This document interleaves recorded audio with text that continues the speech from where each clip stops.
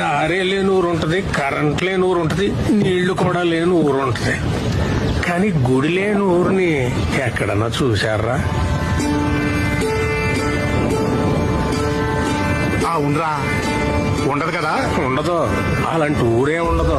ఎందుకో తెలుసా? ప్రతి గుడిలోని దేవుడు ఉంటాడని కాదురా, ఆ గుడి ఆ దేవుడిగా చెప్పాలని, ఆ కథ మనకు గుర్తుండిపోవాలని కడతారా.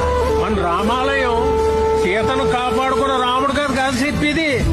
అలాగైతే అది ప్రేమ కథ మాత్రమే కదా. ఆహా, రాముడి సమస్య తనకున్న హనుమంతుడి కథ. ధర్మం వైపు ఉన్న రాముడికి మేము ఉన్నామని నిలబడ్డ వానరుల కథ.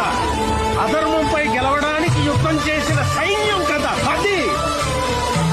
అందుకే రామాయణం లోక కళ్యాణం కోసం జరిగిందంటారు. ప్రతి భజనలోనూ చెప్పుకునే ఈ కథ ఏదో ఒక రోజు మనకు ఉపయోగపడాలని చెప్తాం.